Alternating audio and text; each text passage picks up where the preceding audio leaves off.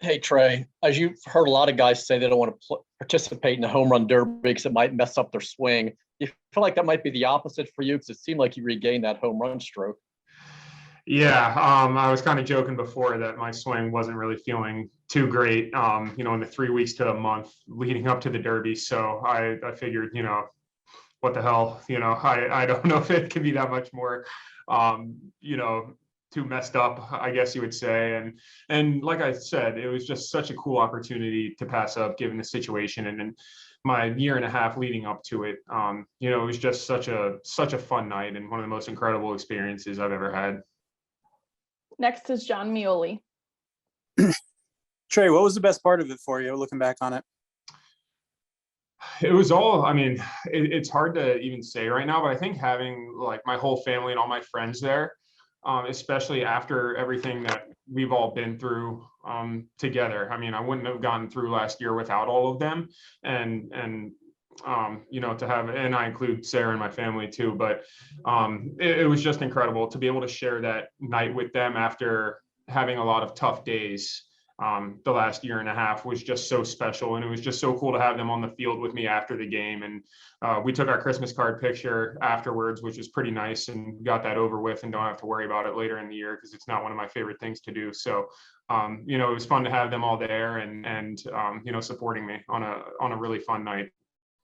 Steve Molesky. Trey, will there be some challenges for you coming down in a sense from that high to just another regular season game? Although I know you're excited to start the second half.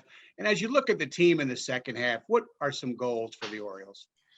No, I was definitely, I enjoyed it so much. And it was, like I said, one of the most fun times I've ever had. But, it was also a lot. I was ready to have like a couple of days off and a little break and get away from everything. And I did, have the opportunity to have a nice reset Wednesday and yesterday. So I'm really excited to start the second half back up. And I'm just looking forward to seeing what this team can do in the second half. This is a huge half for us going into next year. It really is. And, I said this on Sunday, but so much momentum can be built the last couple of months of the season going into the next year. And I'm excited to see, improvements that we can make in this half of baseball. Stan Charles. Trey, one of my favorite moments in the evening was when you took that first quick timeout and you went over to the side and there was Cedric kind of helping you calm down. Could you talk a little bit about what that meant to you to have a teammate and a friend there like that? Yeah, it was incredible. I told Ced I was probably going to need him at the timeout to give me a little pep talk or calm me down because I knew the adrenaline would be pumping. I was not anticipating on taking a timeout that quickly, but I couldn't get anything going that first 50 plus seconds. So I needed to kind of step back, reset, take it all in and kind of hone in because I knew that I could, put up a much better performance than that. And luckily I was able to do that, but Ced was huge. He helped calm me down. He and Manny throughout the entire Derby were huge for me. They were definitely my coaches out there. Todd Karpovich. Hey, Trey, over the next couple of weeks, you're going to hear rumors about trades and guys coming up. You say it's your preference to stay with the Orioles. Is that still the case? And if anything comes up with the trade, would you be open to it or discussing it? Oh, I mean, of course I want to stay. I've always said that, and I still do.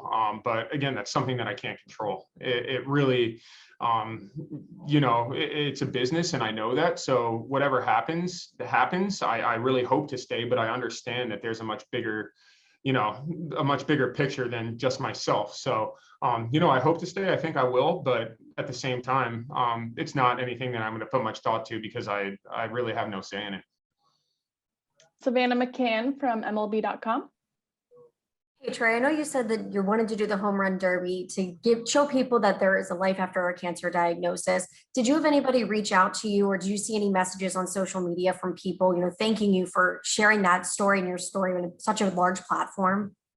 Yeah, there's actually been countless people who have reached out and told me that they were, recently either diagnosed with colon cancer, another form of cancer, or any illness. And it was so touching. And that's exactly why I wanted to do it.